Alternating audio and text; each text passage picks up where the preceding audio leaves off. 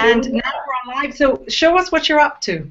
We're doing some energy medicine to get ourselves ready for the audience out there. Can we all do it with you? I wish you would. This is called aura fluffing, and it's a way of just making the energy around you radiate so that you feel awesome, and it's a great energy to take out on stage. So start by rubbing your hands together and get some heat going.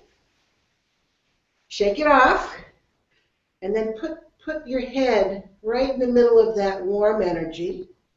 And then do figure eights in front of your body. So you're just really stirring up the pot. And then fluff up your aura. Get all that great energy going.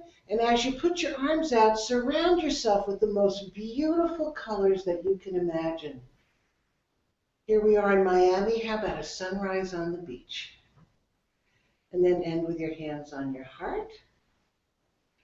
And just wish everybody well. Here we are. What a great way to start this hangout. Hi, everybody. Welcome to this Horn Hangout, which is obviously going to be a very special one. We've never actually started like that before. I'm really happy to welcome you back. It's been a while since we've done a Horn Hangout, and I'm at the moment in Baden-Baden, which is South Germany. The Berlin Phil is here on their Easter Festival, and we've got lots and lots of stuff to do. But I'm really happy and very proud that Julie Landsman has time to join us today, live from New World Symphony. Julie, welcome to the Horn Hangouts. We finally got you here. I'm so happy. Thank you. Thanks for the invitation. And thank you, Justin and New World Symphony, for making this work. Absolutely. Thanks to Justin, who is up in the control room of New World Symphony, and also to our very own Tim Kelly, who got up at 5 o'clock this morning, Tim, to make this hangout work as well. So thanks to both of you. It's fantastic. And Julie, tell me who you're with. This is Alexander Keenley, who has been my student for many years. When did we start working together, Alex? 2008. 2008? That's right. That's a very long time.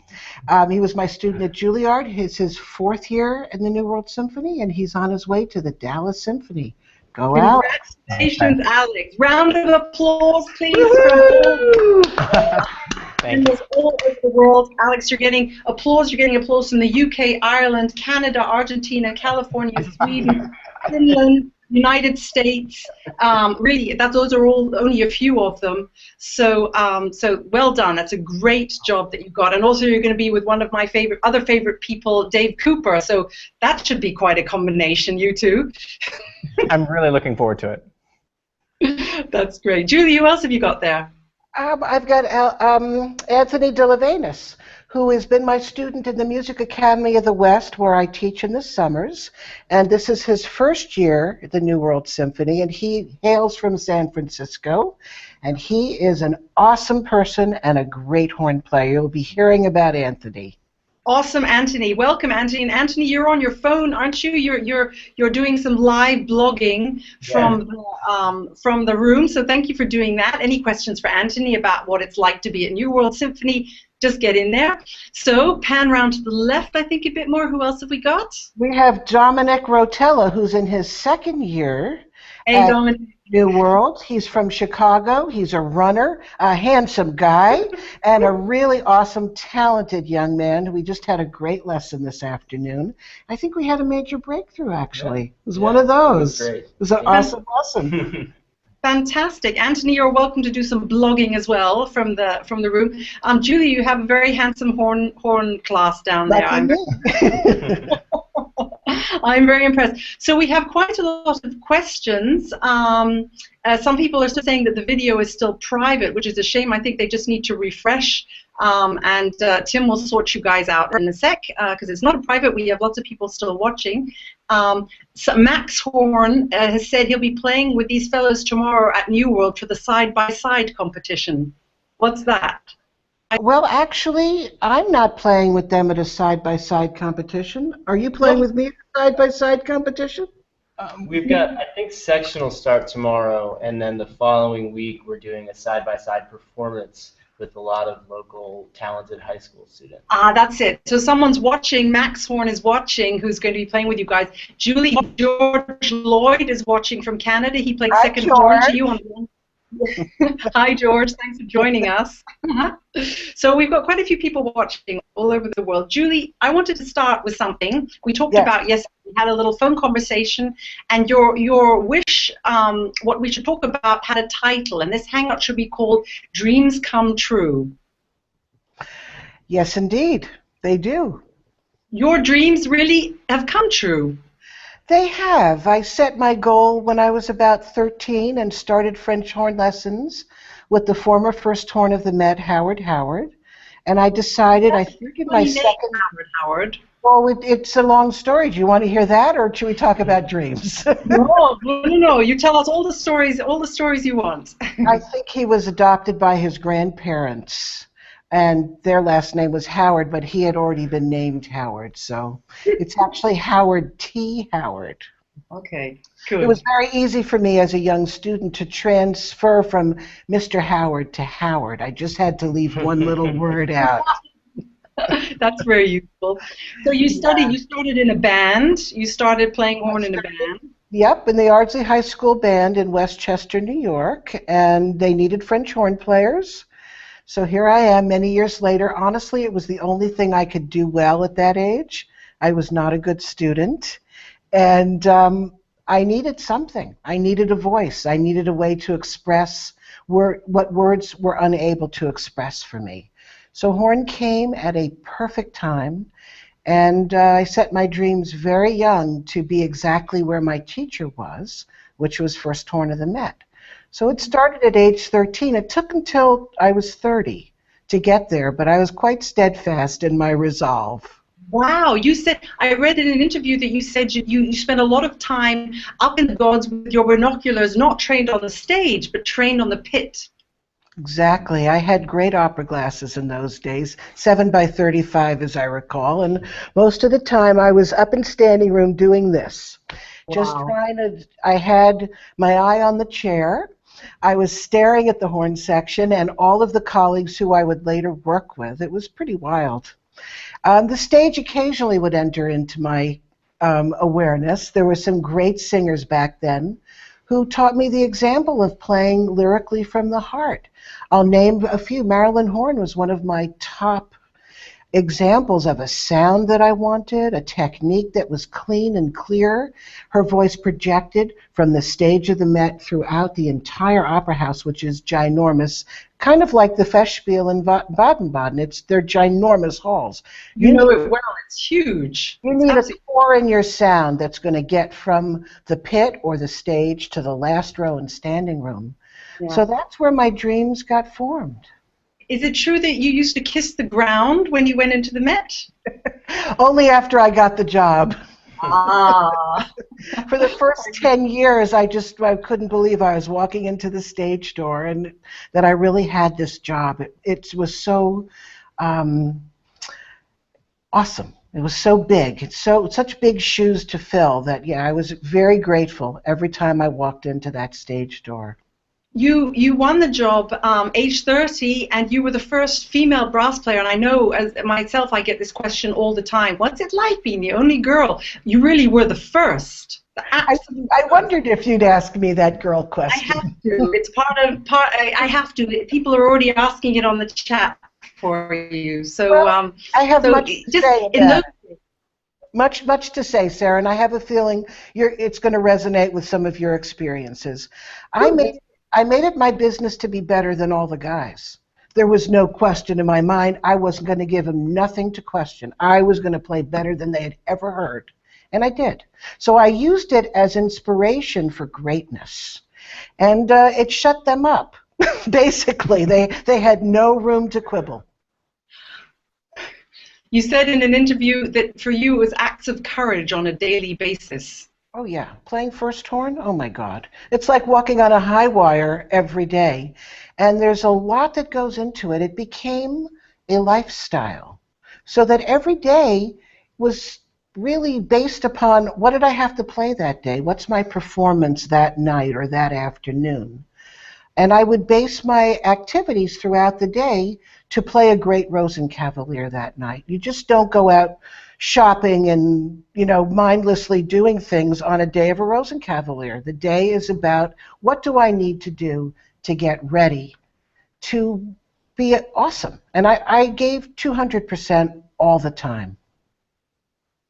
Yeah, I'm getting a little bit of a delay here. Sorry, you look gorgeous and you sound gorgeous, but sometimes the two gorgeouses aren't meeting up. So I'm sorry if any of you are experiencing that. But Google Hangouts sometimes, I'm in a hotel and you know what the connection is like. Sometimes it might be a little bit off.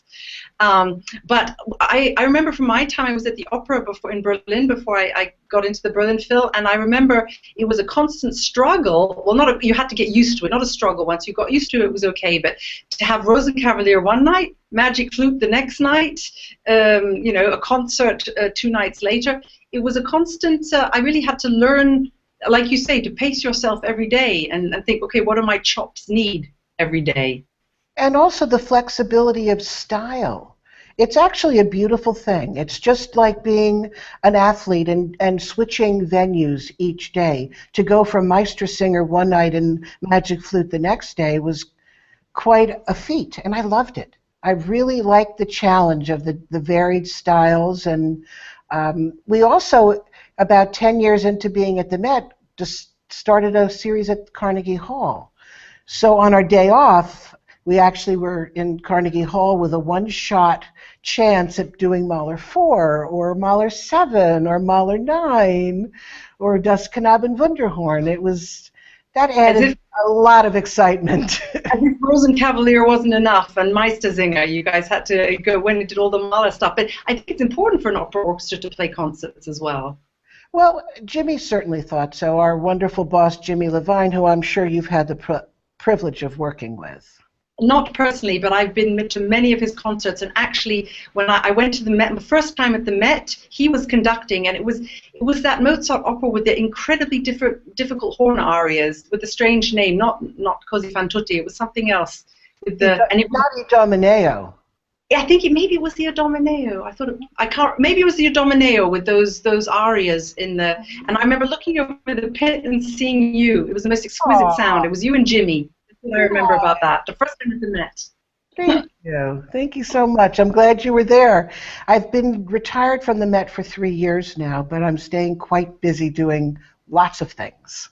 I know, which we are going to get onto because that is all about your dreams. But because we're talking about the Met, Tim and I have a little surprise for you.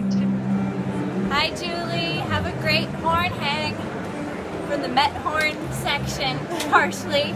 Julie Pilot, Michelle Baker, Barbara Yasline. Have fun! I love you! The Met horns, Michelle, Julie, and Barbara, all wanting to send their love. Last night they did a little video for you. These are my girls, and I'm so proud of them, and they make me smile from ear to ear. You have many horn players, many horn students in incredibly fantastic positions all over America. Indeed. Congratulations. Thank Alex, you so much. What is it about Julie that makes her such an awesome teacher?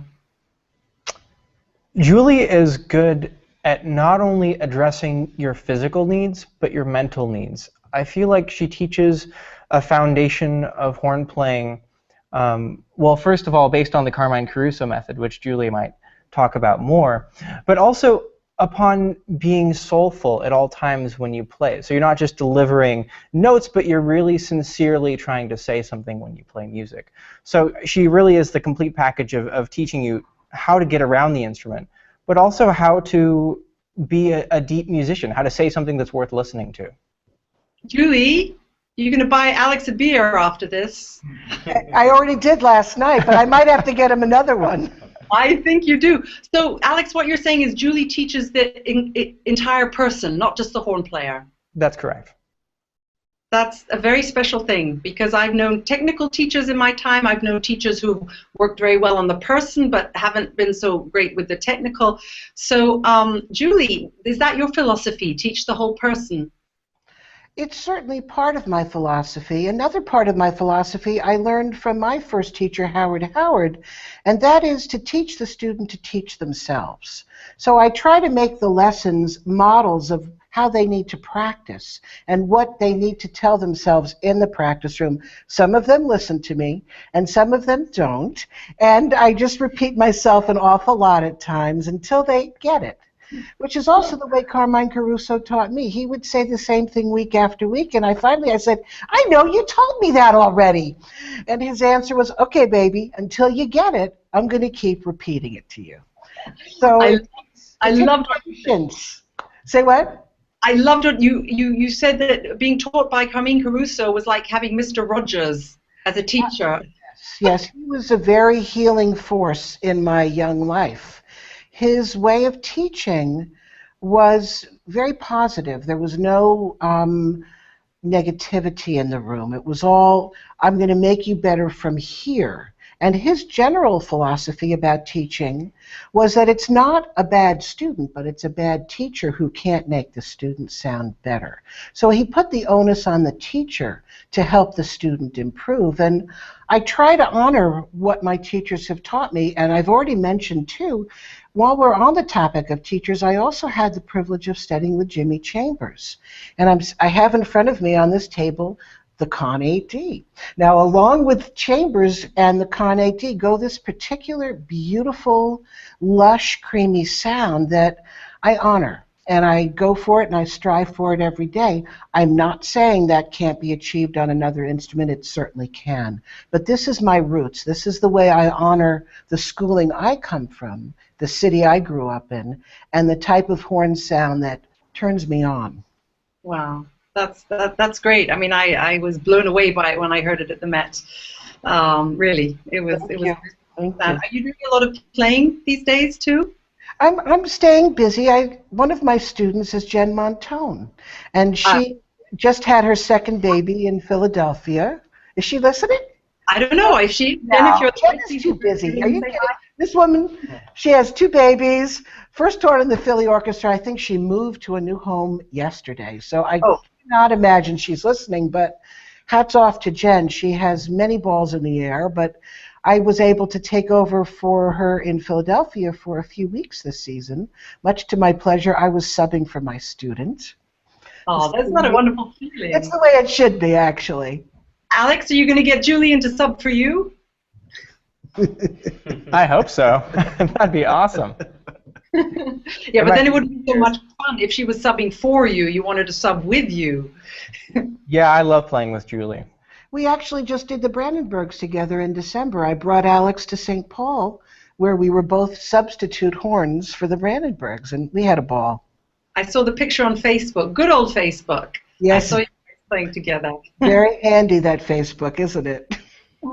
Very, very. It's scary as well. But thank you for all of you who shared about Julie on Facebook.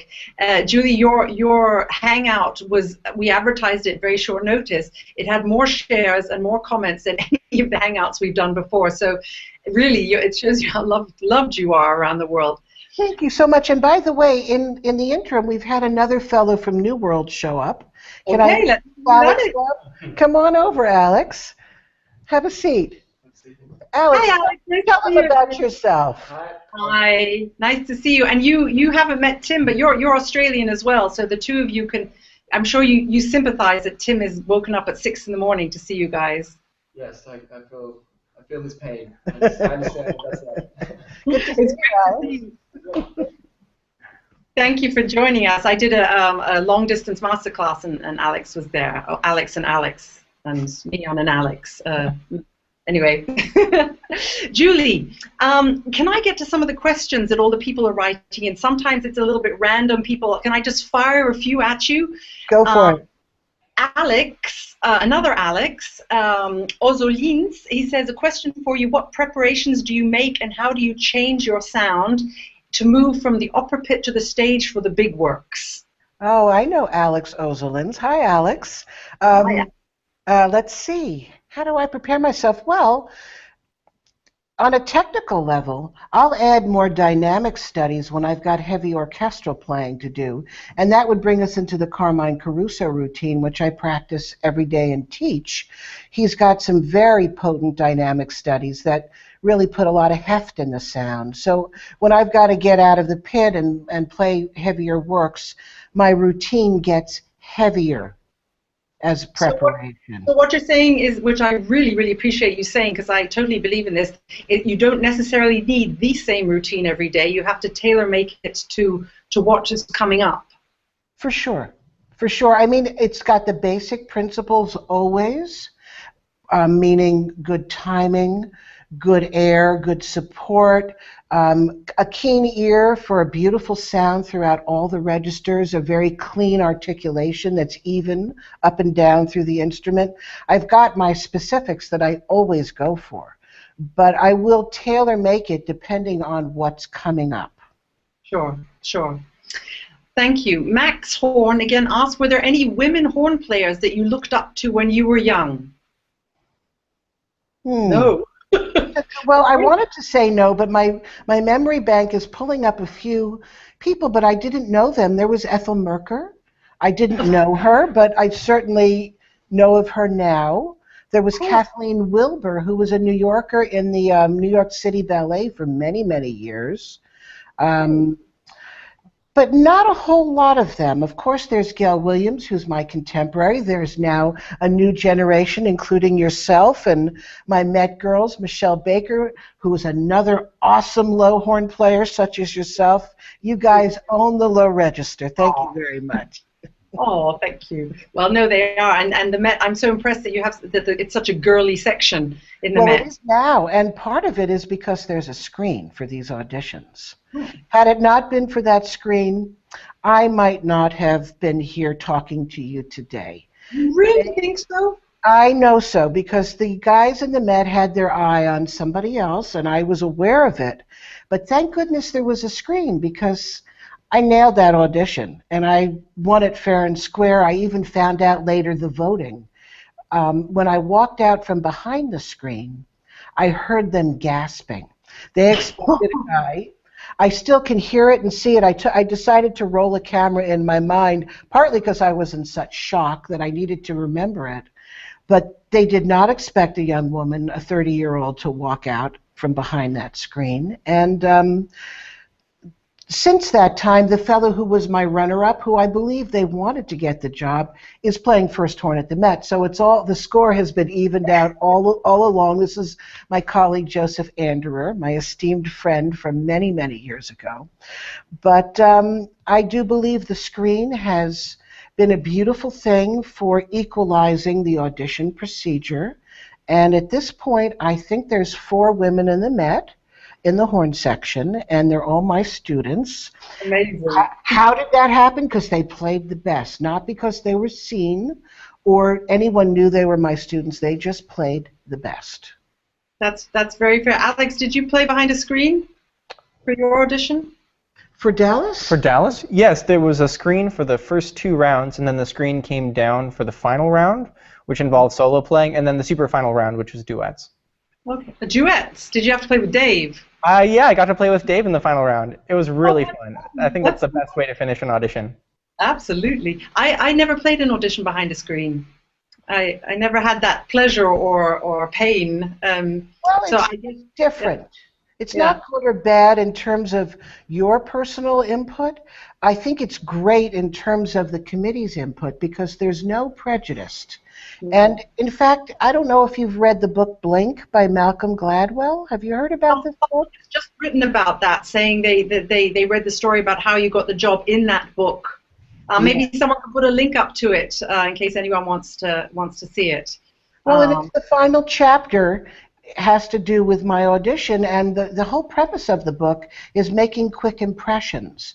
So in the Met auditions, the quick impressions are based on your ears and your sense of the person based on how they sound.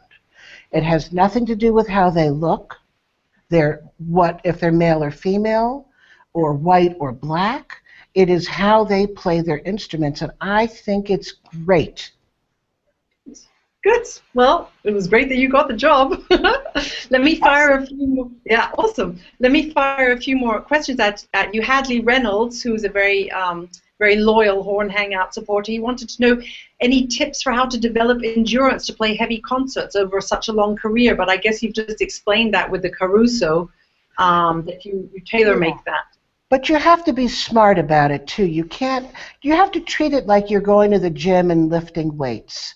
And you have to do it very incrementally, and you need to rest in between and stretch out, or in our case, play pedal tones, and just be very smart. Don't be an idiot. If you start going in there and pumping a lot of iron, you'll pull muscles and not be able to play. It's the same with the horn. You go in there and start some heavy lifting and pounding without the recovery time, you'll get injured. Yeah, here. Absolutely, smart. Totally agree. I'm going. There's questions are coming in really fast and furiously. Maddie Tarantelli says Sam Pilafian says hi. Thank you. Sam's one of the best tuba players I know, and these people are all in Miami with me right now. Yeah, that's right. That's fantastic. Madison Kronheim, he already said hi to Sarah and Julie, my two favorite horn women. Yay.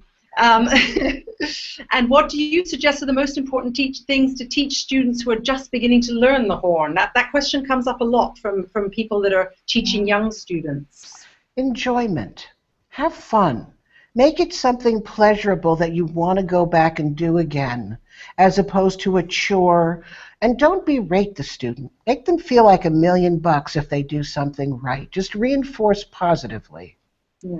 Yeah, that's amen. Alex, you can just say, how do you learn? You're just there with your mouth open the whole time with all these words of wisdom coming out. I'm just trying to take it all in, remember everything. Do you tape all your lessons? You record them all there, don't you? No, I don't record all of my lessons. Only recently. Yeah. We had a 2-hour marathon in Tampa before his Dallas audition. Yeah. And I raked him over the coals. This kid bounces back and he gets better. So I worked him really hard, and he recorded that lesson, but I don't think we did that in Juilliard. No, but Julie is so good at finding patterns in your playing. She doesn't give you 1,000 or 100 things to do in a week. She'll say, this is the biggest issue that you're having, and this is how to fix it. And it's usually very simple in theory. It's a simple idea, but then learning to do something differently can be very different. For example, if I'm thinking way too much when I'm playing, and Julie's saying, well, no, you really need to be more imaginative. You need to feel the time. Learning to then go and actually do that consistently takes a lot of time and effort. Because basically we humans, we don't like change actually at all, do we? It's change is quite a scary thing. So to get a student to actually change something like that, I mean, they think it's great, but often the subconscious resists it. Well said. And I'm hoping some of my best students in New York are listening to that, because no matter how many times I say it, they're a little resistant to change, and I won't name names, but I do believe they're listening right now. I send you lots of love. By the way, I love the name. Juilliard School of Music has actually been renamed to Julie's Yard. Oh, yes, indeed. It's my school. It's your school. I have a Caruso question from Brian in Sweden. He asked, did Caruso adopt his teaching to the French horn in any way, or was it the same exercises as for the trumpet? Good question, Brian. Thanks. It's an awesome question, because it'll lead me into my next exciting announcement, which is that I'm going to do a video series of the Caruso method for French horn.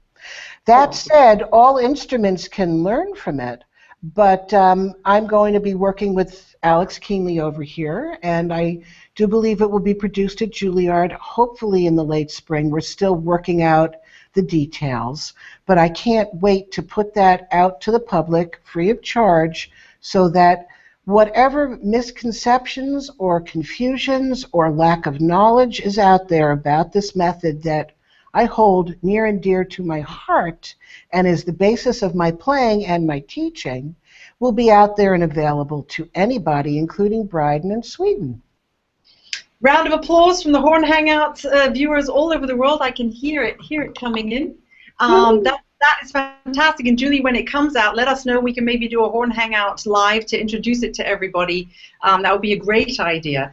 Let's carry on with all the hi to Julie and all my friends in the New World Symphony from Juan Berrios. Ah, I love him. Isn't it nice? Isn't it a great feeling to know? But all these people are watching. It's awesome. It really blows me away. Andre in Watford asked, are there any infamous horn excerpts that those familiar with the symphonic repertoire wouldn't know? Are there any infamous excerpts that aren't on the orchestral excerpt list, but that were either particularly tricky ones for you or particular favorites? Well, everyone should take a look at Meistersinger, the end of Act 2, the G horn pillow fight fugue. I love it. Yeah. Right? That one everyone should have in their chops. I remember we asked someone in an audition when I was at the Staatsoper. It came down to a couple of people, and we asked people to play that, assuming they would know it. It's very hard to get in your fingers. That's a very, very good one. And Alana from San Diego asked, could you ask what inspired Julie to continue in the Met for so long? Well, it was your job. It was an awesome job. Well, I would say that listening to great singing every night was addictive. I couldn't stop. And I miss it. I've had withdrawal. Yeah. But it kept me very, very occupied for 25 beautiful years. Yeah. Yeah. I agree. We're playing Manon Lescaut right now. The best. And I'm just dying every time de Grieux starts singing his solo to Manon. I wish I was her. Yeah. Yeah. I agree with you so much. And Puccini is like the essence of life. Yeah. Yeah. It's Sir Simon's first Puccini. He hasn't done Puccini before. Wow. And he just says, why didn't I do this before? You know, he's 59 and he's never done Puccini, and I think he's going to be making up for it in the next few years. There's the ultimate opera horn question from Nathaniel Silverschlag. Hi, Julie. How do you master? Yeah. How do you master? Nathaniel's one of my youngest students, and he is formidable. Hi, Nathaniel, and he wants to know how you master Siegfried's horn call. How many times did you have to play that? Oh, well, first of all, that was the winning excerpt at my audition. Oh. Which is also documented in the book Blink. I used to play that like I was eating breakfast. I played it all the time. I loved it. For me, it was like a romp in the park. You get your students to play it? Excuse me? You make your students play it? Alex, do you have to play it every day? No, but we went over it. Yeah. We certainly learned it. In fact, when they would ask us for solos in auditions, when you could choose your solo piece, I would open up with the long call. At that point, they didn't say it has to be Strauss 1 or 2 or Mozart 2 or 4. It's just solo of your choice. So I used it as my own personal announcement and my own Julie call. It should be called a Julie call, I think, Wagner. If Wagner had known you, he'd probably have called it that. Well, I don't know. There's a few things about me that he might not have approved of, but we won't go there. I would love to go there, but actually, you know, we'd have to raise the rating probably on the open channel on you. Michelle Baker's watching. Oh, hi, Mrs. B. Yeah, Mrs. B, she says hi to Julie and Alex as well, and thank you for watching. Well done, Michelle, for getting onto the Hangout. I'm really impressed. I'm impressed too. Like she doesn't have other things to do. Everyone's watching. Trevor Knuckle says hi to Julie, my amazing teacher. And are you practicing, Trevor? Get to work. Oh my goodness. Articulation, scales, evenness of sound. Do you hear me? Yeah, Matthias says, Trevor, go back to practicing, dude. Yeah, absolutely. Julie, when we're finished with this, I'll send you a copy of the chat so you can see who is joined in. I mean, please send all your messages for Julie. If I don't get a chance to read them out, then she will get to see them. So write in anything you want. Well, most things. If it's not nice, then Tim will. Only nice things. We'd love to hear all your stories about Julie. Well, I would anyway. So, Julie, what about, I was just about to ask you about chamber music, and Justin Bush has just asked the exact same question. What about your experience with chamber music and your approach to various ensemble combinations? Well, I have much to say about that. Believe it or not, playing in the Met Opera was like playing chamber music. Although it's an orchestra of 100 people, we rarely got enough direction from the podium. No insult to any particular conductor. It's just most of it was done by acute listening skills. And really serious listening, because I could barely see the first clarinet, but I had to play with him in unison all the time. So, excuse me? In the pit? Where did you sit in the pit? We sat, let's say if I'm the conductor, we sat over here. The woodwinds were over here under the pit. The first violins over here, second violins over here. Okay, so and the brass behind you? Behind us, unfortunately, was the brass, and I'm still paying for that. Although the horns sat stacked. So I was very lucky to have the third and fourth horns as a buffer zone between me and the heavy brass. That's great. And what? So opera is chamber music. I think every horn player should play opera in their lives at some point.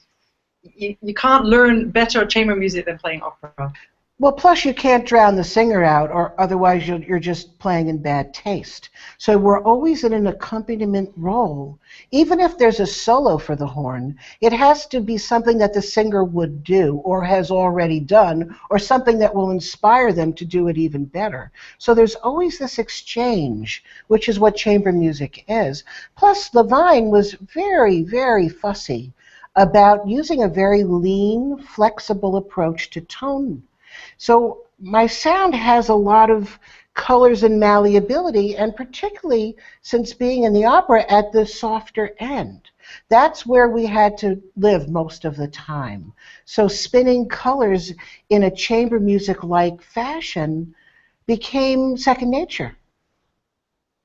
Yeah, absolutely. Did you do a lot of quintet, brass quintet, wind quintet? Did the Met have a brass ensemble now, don't they? Really awesome one. Yeah, that happened right before I left. In fact, there's a beautiful recording of me with the 8 horns from the Met on one of the Met brass recordings. Maybe Michelle can type in which one that one is called. It's Michelle? A nonette. If she's still there, what is that recording? Because it's a nonette with me and the Met horns with an arrangement of a Mozart aria from Così fan tutte. It was a farewell to my... And you're there. And it is so beautiful. And we've got, I think, 9 8Ds playing. So it's worth listening to. It must have been very sad to leave. Very, it was. I was ready, though, and I had a goal. My goal was to leave before I sounded bad so that people would miss me and they could say, oh, it's not the same without you. And, you know, I didn't want to be wished ill. I didn't want colleagues to say, why hasn't she left 10 years ago? It's like, oh, why is she leaving now? So it was sort of in the nick of time, in my opinion. Yeah. But don't you find, I found this, I still find it, opera just stays in your head. You can't rid yourself of all these amazing arias. It's like it accompanies you all the time. At least now with Manon, I can't get rid of it. It's just Manon, and I still am singing things from Manon because lucky me, I got to play with the Washington National Opera last year, and I was a guest first horn on Manon and Tristan this past fall. Oh, I might have been my last Wagner. I'm not sure, but that's a hefty undertaking, Tristan. Do you guys change? We always used to change in Tristan. No? Never. We never changed at the Met. We didn't change on the Ring. We didn't change on Meistersinger. Imagine playing 6 hours. Ouch! The most physical pain I've ever experienced was in the third act of Meistersinger. I don't know how I got from beginning to end. Everything was screaming pain. But wow, here I am. What did you do when you reached those moments? Because I remember Gail Williams saying Bud Hurst has told her just to blow the mouthpiece off her face when she was feeling tired. Oh, that's interesting. I reached very, very deep. First of all, I'd sneak in louder passages some pedal F sharps, which is part of my Caruso recovery, just so I could get some blood to my face. I remember doing this specifically in Act 3 of Siegfried, because that's also a long night. That's very better Dämmerung too. They're long nights. So I would sneak in some pedal tones while my assistant was playing all the heavy stuff. I also learned to use an assistant very wisely. Thank you very much. Very grateful for my wonderful assistants.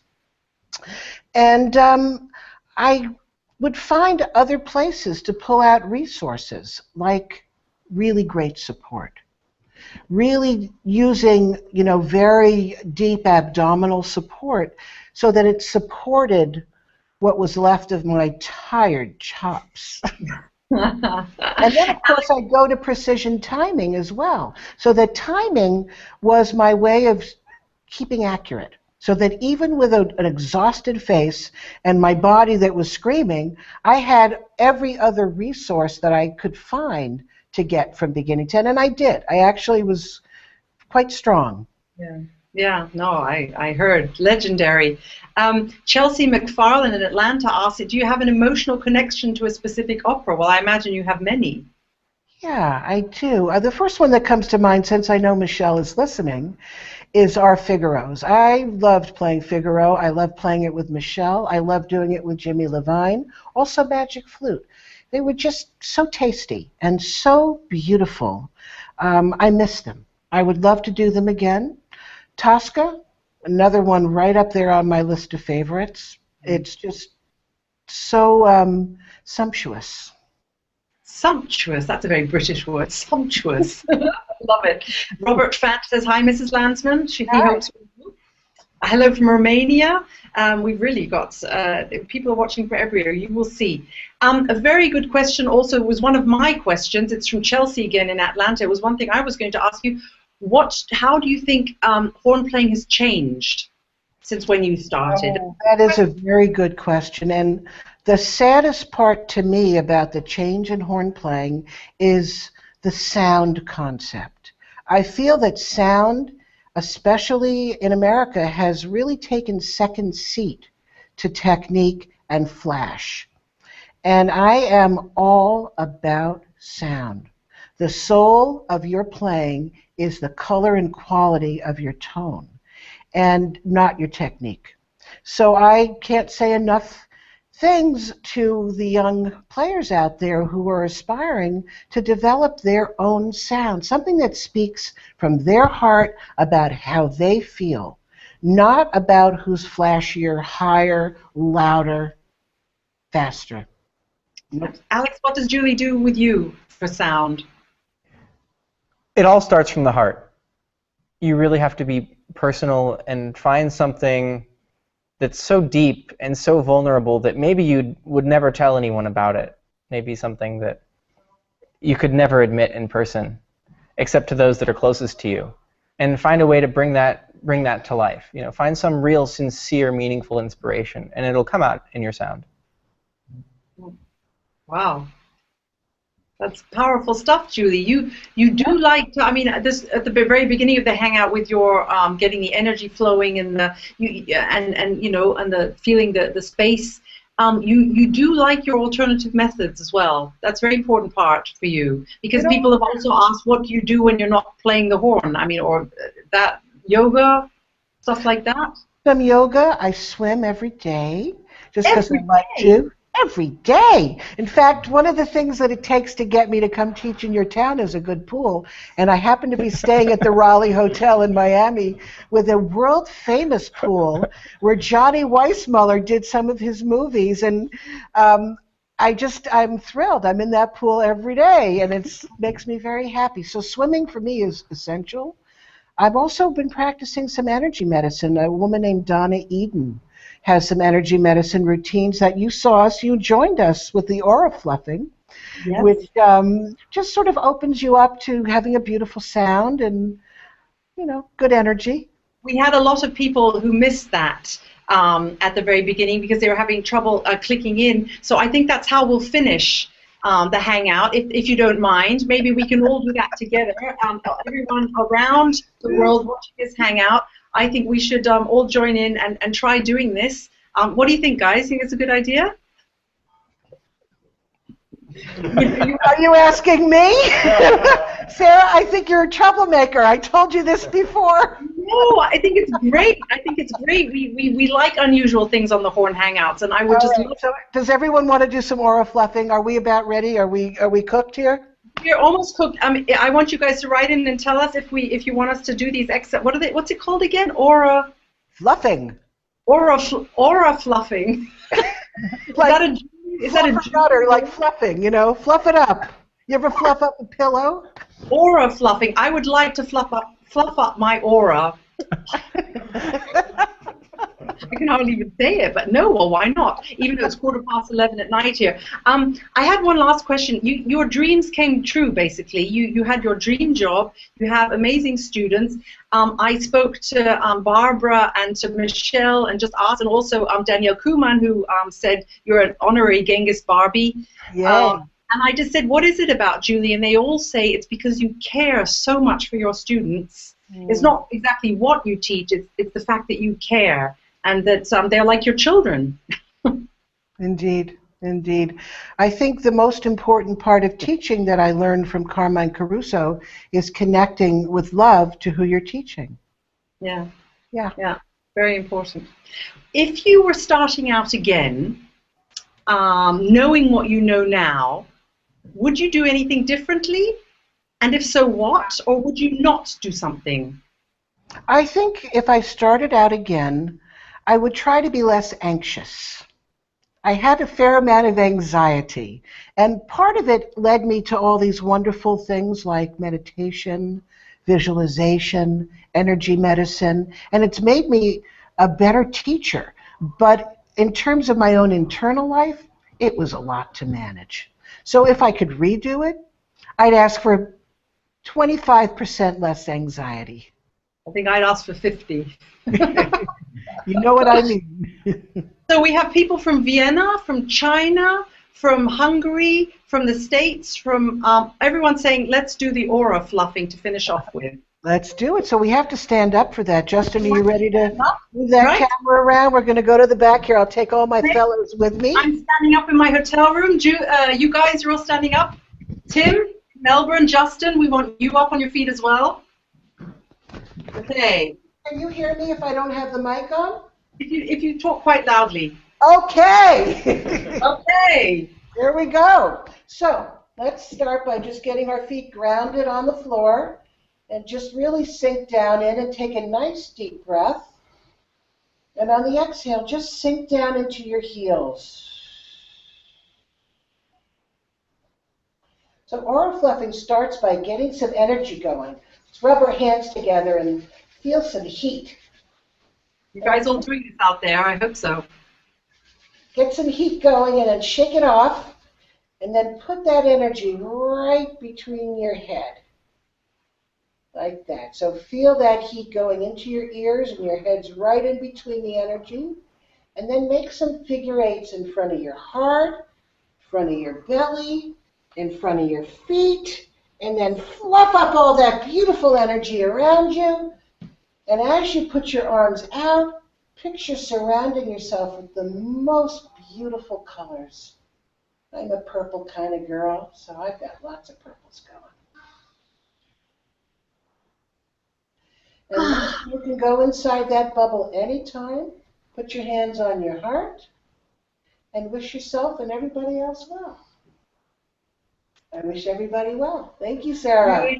You are awesome. I wish all of you well. Julie, you are really incredible. Thanks so much to the fellows, the Horn fellows. Thanks you guys for joining us. Really meant a lot to me that you were there, and you are so lucky to have Julie there in person. I can't wait to come over to New York and meet you in person, Julie. You're an incredibly special person. Let me know the next time you're in town. Absolutely, and I hope you'll join us back on a live Horn Hangout very soon. Tim, thanks for being there. Justin, thanks for being there. All to you, thanks. Keep your messages coming for Julie on the chat. She'll be sure to read them. See you next time, very, very soon. Bye.